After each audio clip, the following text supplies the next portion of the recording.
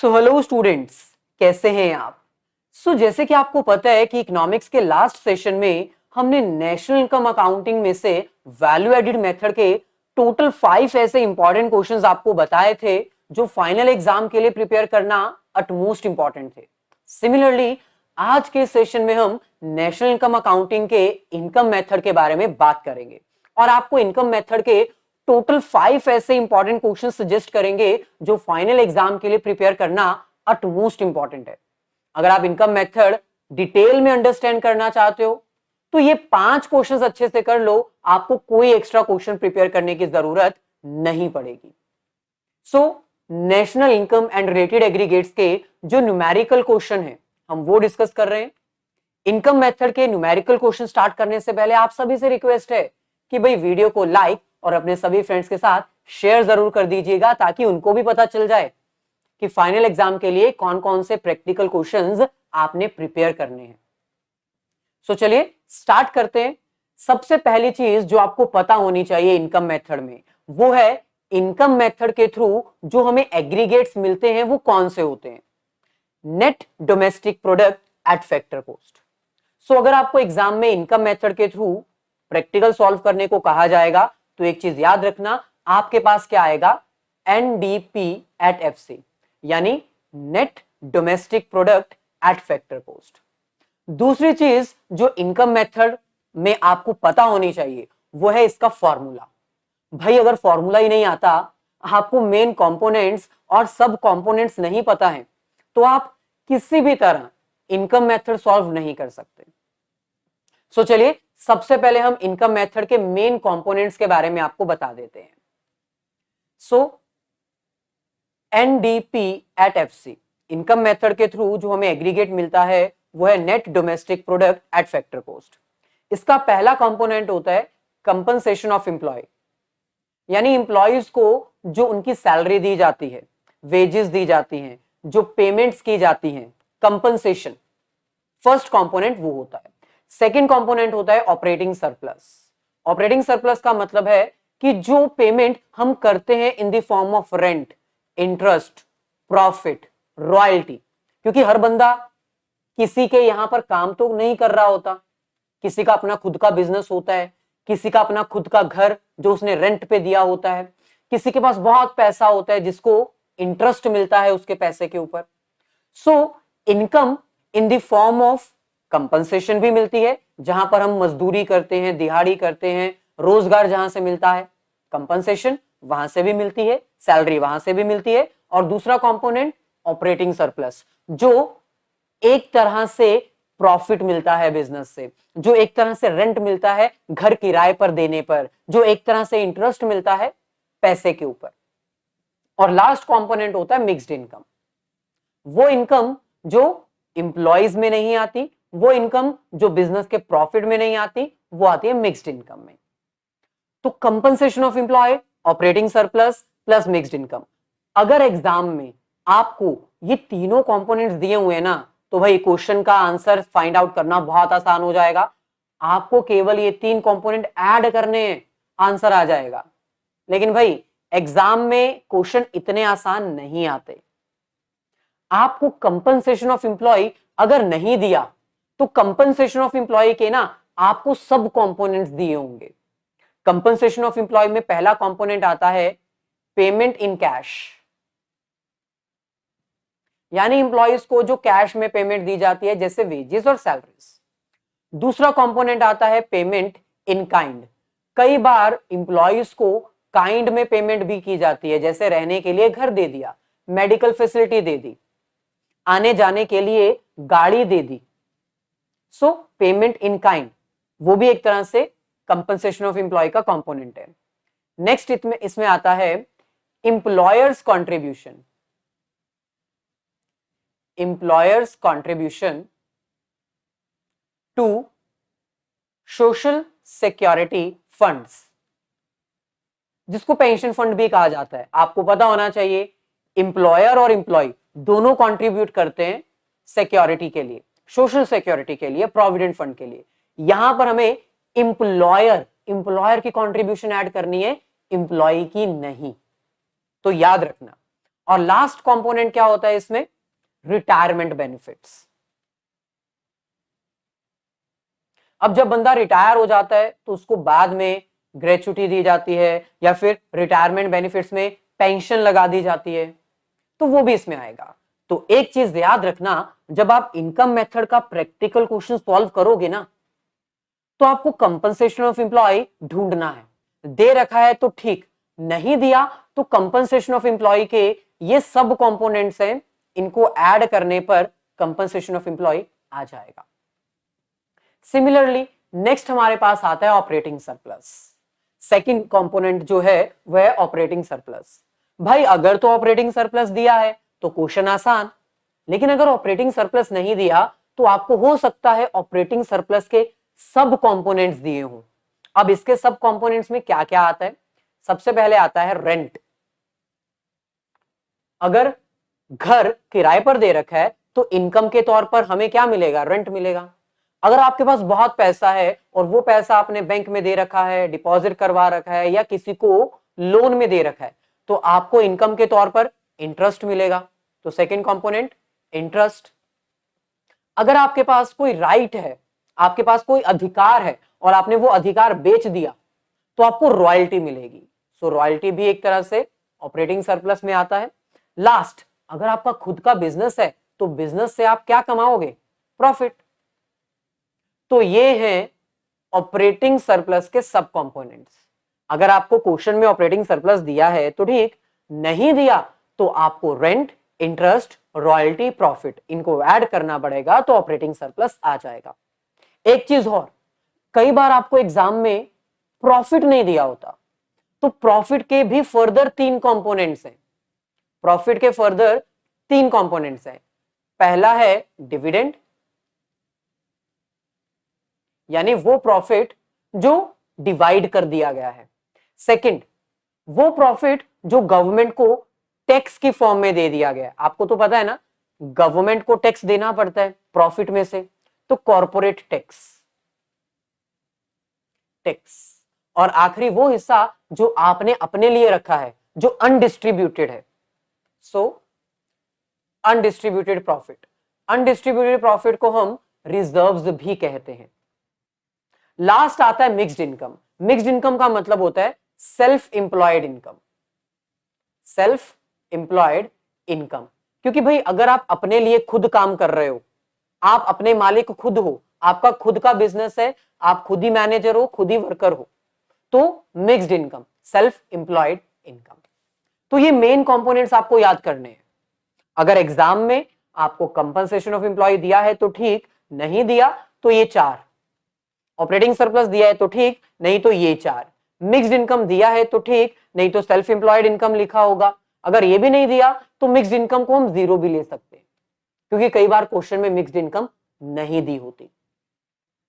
So overall ये आपका पूरा फॉर्मूला है।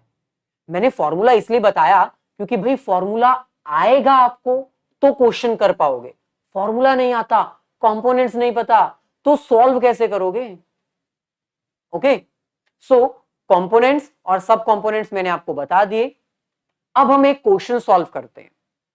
यह है आपके सामने practical question. From the following data calculate national income. Personal disposable income आपके सिलेबस में नहीं है तो इसको कट कर दो। आपको नेशनल इनकम कैलकुलेट करनी है। नेशनल इनकम का मतलब होता है एनएनपी एट एफसी। अब क्वेश्चन में कहीं पर आपको बताया है कि कौन सा मेथड अप्लाई करना है, इनकम मेथड, एक्सपेंडिचर मेथड या वैल्यू एडेड मेथड, नहीं बताया। एग्जाम में भी आपको इसी तरह कहा जाएगा, बस कैलकुलेट करो, कौन सा मेथड नहीं बताया जाएगा। तो सर कैसे पता लगाएं कौन सा मेथड लगाना है, डिपेंड करता है कंपोनेंट्स के ऊपर। वैल्यू एडेड मेथड के कौन से कंपोनेंट थे मैंने आपको बता दिया, इनकम मेथड के कौन से कंपोनेंट है वो भी मैंने आपको बता दिया। अब आप क्वेश्चन को देखो और पता लगाओ कि कौन से फॉर्मूला के कंपोनेंट्स आपको दे रखे हैं। सिंपल है, इनकम मेथड का मतलब होता है एनडीपी एट एफसी, और एनडीपी एट एफसी के मेन कंपोनेंट्स क्या होते हैं, यहां पर सॉल्व करते हैं। NDP at FC income method, हम इनकम मेथड कर रहे हैं तो आज इनकम मेथड ही लगाएंगे। मेन कंपोनेंट्स क्या हैं? Compensation of employ plus operating surplus plus mixed income. एक चीज हमेशा याद रखना, पहले फॉर्मूला लिखना। एग्जाम में फॉर्मूला लिखोगे तो माइंड में क्लैरिटी आएगी, फिर आप वो कंपोनेंट्स ढूंढोगे, उनको ऐड करोगे और आंसर आएगा। अगर आप इसको देखते रह जाओगे ना तो अजीब अजीब सी चीजें दे रखी हैं जो आपको टेंशन कर देंगी, आपके माइंड में कंफ्यूजन पैदा कर देंगी। अब आपने कंपोनेंट लिख दिए, देखो क्या कहीं पर कंपनसेशन ऑफ एम्प्लॉय दिया है? यस, पहले नंबर पे दे रखा है 1200, तो पहली चीज आपको मिल गई। सर अगर एग्जाम में कंपनसेशन ऑफ एम्प्लॉय भी दिया हो, साथ में payment in cash, payment in kind और एम्प्लॉयर्स कंट्रीब्यूशन दिया हो तो भाई मैंने बताया पहले आपको कंपोनेंट्स ढूंढने हैं। अगर आपको कंपोनेंट दे रखा है तो ठीक, नहीं दिया तो फिर आप सब कंपोनेंट्स ढूंढना। अब क्योंकि हमें कंपनसेशन ऑफ एम्प्लॉय दिए रखा है तो हम इसके सब कंपोनेंट्स ढूंढ के टाइम वेस्ट क्यों करें? नहीं करना। सो 1200 एज इट इज। दूसरी चीज, ऑपरेटिंग सरप्लस कहीं पर हमें दिया है, ढूंढो कहीं पर दिया है? नहीं दिया। ऑपरेटिंग सरप्लस नहीं दिया तो इसके सब कंपोनेंट्स ढूंढो। ऑपरेटिंग सरप्लस के सब कंपोनेंट्स क्या होते हैं? Rent, interest, royalty, profit. और प्रॉफिट के फर्दर कंपोनेंट्स, डिस्ट्रीब्यूटेड प्रॉफिट जिसको डिविडेंड कहते हैं, कॉर्पोरेट टैक्स, अनडिस्ट्रीब्यूटेड प्रॉफिट जिसको रिजर्व्स कहा जाता है। तो ऑपरेटिंग सरप्लस नहीं दिया, जब मेन हेडिंग आपको नहीं दी तब सब हेडिंग ढूंढो। अब सब हेडिंग में आपको रेंट दिया है, प्रॉफिट दिया है, ओके। ये सीएफसी का मतलब है कंजम्पशन ऑफ फिक्स्ड कैपिटल यानी डेप्रिसिएशन। आपको मिक्स्ड इनकम भी दे रखा है, चलो मिक्स्ड इनकम हमें दे रखा है 1000, ये हम यहां पर लिख देते हैं। हमें ऑपरेटिंग सरप्लस चाहिए बस। अब रेंट 400, नेक्स्ट प्रॉफिट 800, नेक्स्ट क्या और कुछ दे रखा है क्या? प्राइवेट इनकम नहीं चाहिए, net factor income from abroad, interest 250, royalty भी हमें नहीं दे रखा है क्वेश्चन में, नहीं दिया तो जाने दो। 4 कंपोनेंट्स हैं ऑपरेटिंग सरप्लस के, अगर कोई नहीं दे रखा तो जाने दो, जबरदस्ती नहीं करनी है। बस अब हम इसको सॉल्व करेंगे, हमारे पास एनडीपी एट एफसी आ जाएगा। तो ये है 1200, ये आ जाएगा 1650, कंफर्म कर लेते हैं 1450, और लास्ट 1000। तो बस इसको प्लस कर देते हैं, हमारे पास आंसर आ जाएगा। लेकिन ये जो हमारे पास आंसर आया ना, एक चीज ध्यान रखना, एनडीपी एट एफसी आया है। क्वेश्चन में हमें नेशनल इनकम कैलकुलेट करने को कहा था, यानी एनएनपी एट एफसी। तो अब हमें यहां पर कन्वर्जन रूल्स अप्लाई करने हैं। एनडीपी एट एफसी हमारे पास है 3650 रुपीज। हमें क्या कैलकुलेट करना है? NNP at FC. तो एनडीपी एट एफसी को कैसे कन्वर्ट करें? सिंपल है, ये हमारे पास नेट है, ये भी नेट है, कोई कन्वर्जन रूल नहीं लगेगा। ये नेशनल है, ये डोमेस्टिक है, डोमेस्टिक में ऐसी कौन सी चीज ऐड करें कि वो नेशनल इनकम बन जाए? Net factor income from abroad. ये फैक्टर कॉस्ट है, ये भी फैक्टर कॉस्ट है, यानी और कुछ हमें नहीं करना है, बस net factor income from abroad add करनी है। तो कहां पर है हमारे पास? ये रही net factor income from abroad, -50 है, हमने प्लस करनी है, लेकिन क्योंकि हमें -50 दे रखी है तो प्लस माइनस तो माइनस होगा। ये आंसर आ जाएगा 3600 नेशनल इनकम। और हमारा यहां पर आंसर भी मैच हो रहा है।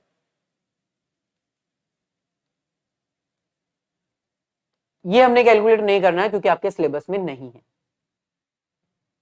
ये फर्स्ट क्वेश्चन था। ऐसे ही एक और क्वेश्चन ट्राई करते हैं।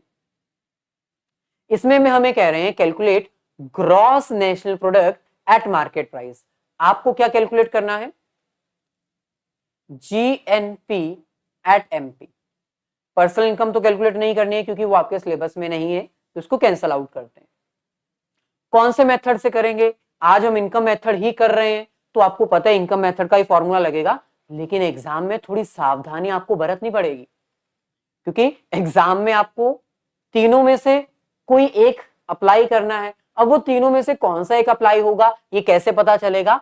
Depending upon the components. आपको कौन से कंपोनेंट्स दे रखे हैं, तो हम इनकम मेथड का फॉर्मूला यहां पर लिखते हैं, NDP at FC is equals to compensation of employee plus operating surplus plus mixed income। बस अब इनके अकॉर्डिंग पहली चीज हमें कंपनसेशन ऑफ एम्प्लॉय चाहिए। हर क्वेश्चन अलग है, हर क्वेश्चन में आपको एक नई चीज सीखने को मिलेगी, सो इसलिए सारे क्वेश्चंस देखना। कंपनसेशन ऑफ एम्प्लॉय क्या कहीं पर हमें गिवन है? ध्यान से देखो, नहीं गिवन, कहीं पर भी हमें कंपनसेशन ऑफ एम्प्लॉय नहीं गिवन। भाई अगर कंपनसेशन ऑफ एम्प्लॉय नहीं गिवन तो उसके सब कंपोनेंट्स दिए होंगे। पेमेंट इन कैश जैसे wages, salaries, payment in kind, retirement benefit, employers contribution, कुछ तो दिया होगा। तो देखते हैं, सबसे पहले हमें दे रखा है वेजेस एंड सैलरीज 200, ठीक है, तो ये क्या होती है? Payment in cash. एम्प्लॉयज को वेजेस और सैलरीज दी जाती है which is payment in cash. Next, national debt interest, हमेशा याद रखना नेशनल इनकम में काउंट नहीं होता है, क्योंकि ये ट्रांसफर इनकम मानी जाती है। ऑपरेटिंग सरप्लस हमें दे रखा है, तो वेट मत करो, ऑपरेटिंग सरप्लस हमें दे रखा है वो हम लिख सकते हैं, और ऑपरेटिंग सरप्लस हमें पूरा का पूरा दे रखा है, तो हमें इसके कंपोनेंट्स ढूंढने की जरूरत नहीं है। अगर आपको इस क्वेश्चन में रेंट, इंटरेस्ट, प्रॉफिट भी दिया हुआ है ना, तो भी हमें वो नहीं चाहिए, क्योंकि हमें तो मेन हेडिंग मिल चुकी है, ऑपरेटिंग सरप्लस। आगे बढ़ते हैं, net current transfer, net factor income, depreciation, social security contribution by employer. आपको ये चेक करना है कि एम्प्लॉयर होना चाहिए, एम्प्लॉय नहीं, क्योंकि एम्प्लॉय की ऐड नहीं होती है, एम्प्लॉयर की कंट्रीब्यूशन ऐड होगी 30, तो इसको ऐड कर देते हैं। क्या इसके अलावा और कुछ हमें दे रखा है? Net indirect taxes, current transfer, net domestic product at factor cost accruing to private sector, ये भी आपको नहीं चाहिए। ये कंपोनेंट पर्सनल इनकम कैलकुलेट करने के लिए यूज होता है, तो वो आपके सिलेबस में नहीं है, तो ये भी आपको नहीं चाहिए। इसका मतलब हमें दो चीजें दे रखी है कंपनसेशन ऑफ एम्प्लॉय में, पहला पेमेंट इन कैश, दूसरा employers contribution. Payment in kind नहीं दी, जाने दो, रिटायरमेंट बेनिफिट नहीं दिए, जाने दो, लास्ट हमें मिक्स्ड इनकम भी नहीं दे रखी है, तो एज्यूम्स इट एज 0, नहीं दी तो 0। सो कितना आ जाएगा? ये आ जाएगा 230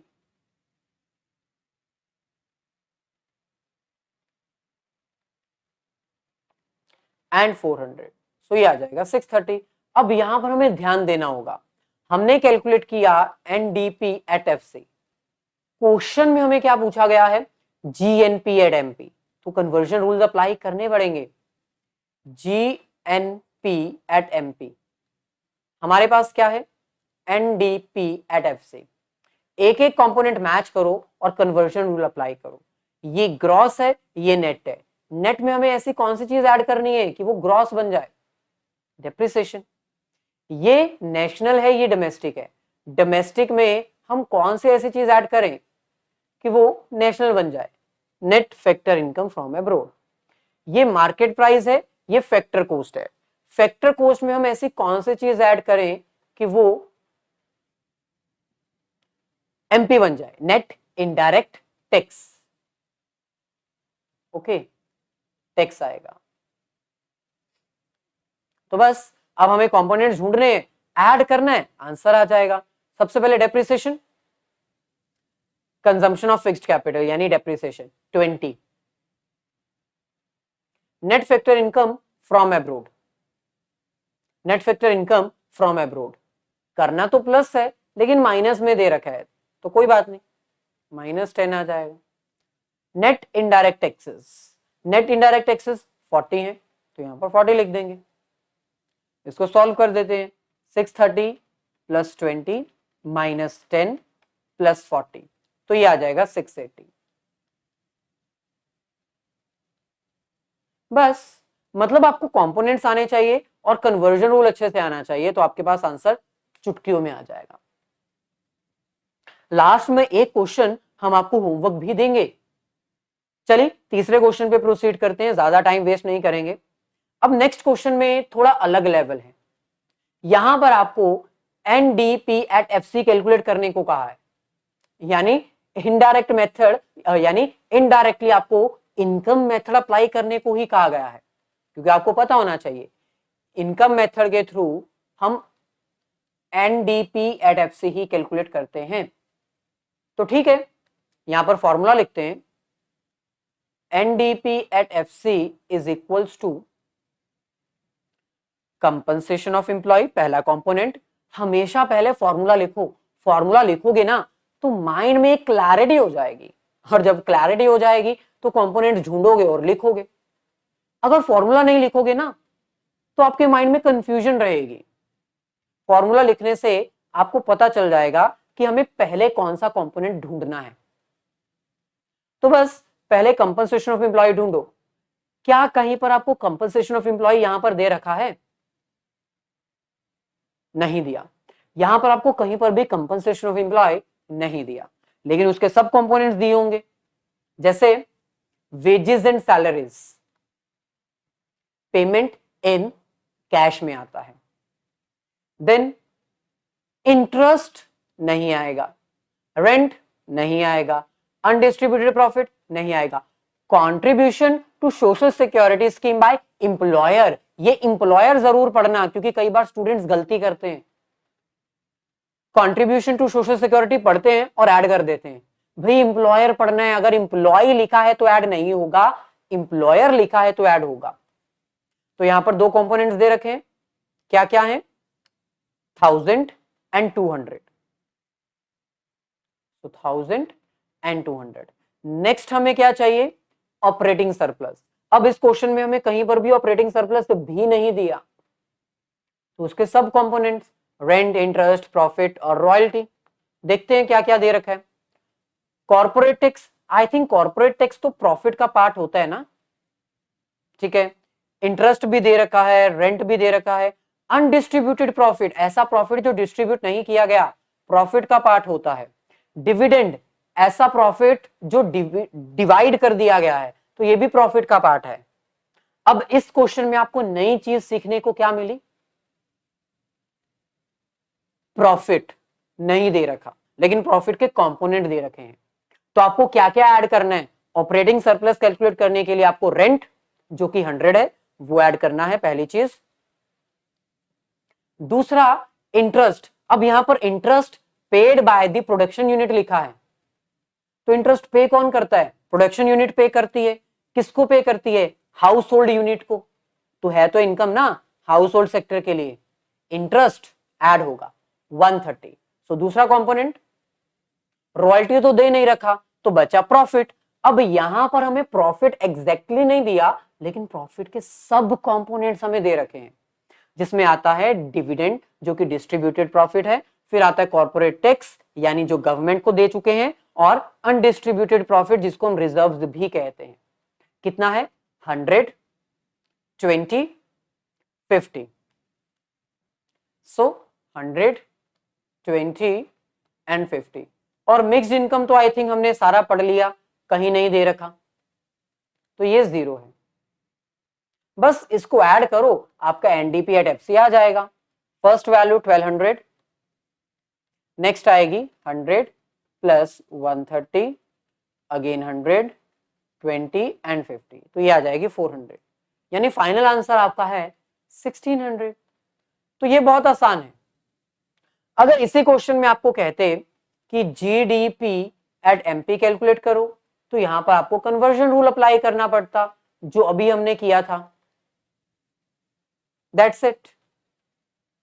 आगे बढ़ते हैं, एक और क्वेश्चन ट्राई करते हैं, जो कि मिसिंग वैल्यू है। अब इस क्वेश्चन में आपको सैलरीज, वेजेस और सैलरीज कैलकुलेट करना है। अलग लेवल का क्वेश्चन, नई चीज सीखने को मिलेगी। अब देखो स्टूडेंट्स ना हमेशा कंफ्यूज हो जाते हैं। आपके बुक्स में ये वाला क्वेश्चन अलग ढंग से सॉल्व किया होगा, और वो क्वेश्चन अगर आप अंडरस्टैंड करने की कोशिश करोगे ना, तो मैं गारंटी देता हूं कि बुक से समझोगे तो समझ नहीं आएगा। देखो सिंपल है, वेजेस और सैलरीज किस मेथड के अंदर आता है? Value added method? नहीं। Expenditure method? नहीं। इनकम मेथड के अंदर आता है। यानी आपको इनकम मेथड के ये कंपोनेंट्स के थ्रू वेजेस और सैलरी फाइंड आउट करना है, और कुछ नहीं। तो इनकम मेथड का फॉर्मूला लिखो भाई। अगर आप इनकम मेथड का फॉर्मूला नहीं लिखोगे तो ये क्वेश्चन सॉल्व नहीं होगा। तो इनकम मेथड का पहले फॉर्मूला लिखो। जो चीज आपको पूछी जाएगी, जैसे मान लो आपको पूछा गया प्राइवेट कंजम्पशन एक्सपेंडिचर आपको फाइंड आउट करना है, तो private consumption expenditure value added method का पार्ट है? नहीं। इनकम मेथड का पार्ट है? नहीं। एक्सपेंडिचर मेथड का है। तब आपको एक्सपेंडिचर मेथड अप्लाई करना है। अगर आपको सेल्स पूछा जाए, find out the missing value sales, तो सेल्स वैल्यू एडेड मेथड का पार्ट है, आपको वैल्यू एडेड मेथड सॉल्व करना पड़ेगा। अब यहां पर हमें वेजेस और सैलरीज पूछा है, तो मतलब आपको इनकम मेथड के कंपोनेंट्स के थ्रू वेजेस और सैलरीज की मिसिंग वैल्यू फाइंड आउट करनी है। सिंपल। तो करते हैं ट्राई। इनकम मेथड यानी एनडीपी एट एफसी, क्या लिखेंगे? Components consumption of employees, then operating surplus, और लास्ट में mixed income. Compensation of employees, operating surplus, mixed income. अब यहां पर आपको रॉयल्टी, रेंट, इंटरेस्ट ये सब दे रखा है, जो कि ऑपरेटिंग सरप्लस का पार्ट है। देन प्रॉफिट, ये भी ऑपरेटिंग सरप्लस का ही पार्ट है। Net factor income to abroad, consumption of fixed capital, social security contribution by employer, social security contribution by employees. कौन सी चाहिए होती है आपको? कंपनसेशन ऑफ एम्प्लॉय तो आपको दिया नहीं है। कंपनसेशन ऑफ एम्प्लॉय के सब कंपोनेंट्स में payment in cash, payment in kind, retirement benefit, contribution by the employer, यही आता है, यही आता है। तो हमें सिर्फ एक चीज दे रखी है, वो क्या है? Social security contribution by employer, 60 रुपए। ये 40 रुपए नहीं आएंगे क्योंकि ये एम्प्लॉय के है, एम्प्लॉय के हम नहीं लेते। तो वेजेस और सैलरीज तो हमें पता नहीं है, वेजेस एंड सैलरीज हमने फाइंड आउट करनी है। एम्प्लॉयर्स कंट्रीब्यूशन हमें दे रखी है 60 रुपए, तो लिख दो NDP at FC is equals to wages and salary plus 60 rupees. अब हमें ऑपरेटिंग सरप्लस भी क्वेश्चन में कहीं नहीं दे रखा, लेकिन इसके सब कंपोनेंट दे रखे हैं, जैसे रॉयल्टी, रेंट, इंटरेस्ट और प्रॉफिट। तो इसको प्लस कर देते हैं। 50, 100, 400, 300 ये वैल्यू है। 50, 100, 400 और 300। क्या हमें मिक्स्ड इनकम दे रखा है क्वेश्चन में कहीं पर? सेल्फ एम्प्लॉयड इनकम या मिक्स्ड इनकम? एक बार चेक कर लो, नहीं दे रखा, तो 0। ठीक है। NDP at FC is equals to wages and salary plus 60 plus, इसको हम सॉल्व कर लेते हैं, 50 प्लस 100 प्लस 400 प्लस 300, तो ये आ जाएगा 580। अब 580 और 60 को भी हम प्लस कर देते हैं। NDP at FC is equals to wages and salary plus 640।